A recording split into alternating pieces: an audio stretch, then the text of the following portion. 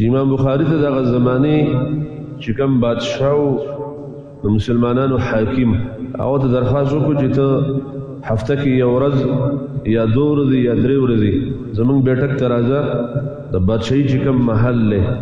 او زما د بچی چې دي دا به راغونډېږي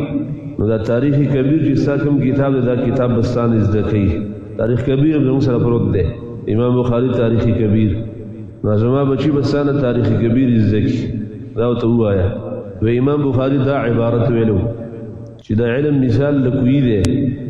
دا علمو مثال د خوږو چینو د خوږو اوبو دی خوږې چینې او خوږې اوبه نو دا کویان چا پسې نه ګرځي چې کوڅو کې چې خلکو ته ضرورت ده چې خلک تږي دي راشي زموږ اوبه وڅښي بلکې خلکو ګیلاسونه او لوټې او بالټي راغسي د کویانو خواله دي ښځې هم روانې او سړي هم روانې واړه هم روانې او مال هم خواته روانې چې کوی نه اوبه راوباسو کوی د خلکو پسې نه ګرځي بلکې خلک د کویانو پسې ګرځي بخاری سے بادشاہ ته ویل چې کستا بچی علم زده کوي موږ په غټ جامع مسجد کې درس کوو او بزرګونو طلبه دي علما دي خپل بشیر علیګه دا علماء سره بناستي او تاریخ کبیر وایو التم زده کی او علم نشم محتاج ولج د خلکو دروازو ته د بادشاهانو او د سلاطینو په دروازو کې علم نشم سپکوله ودا مقوله مشهوره شو چې العلم يؤتى ولا ياتي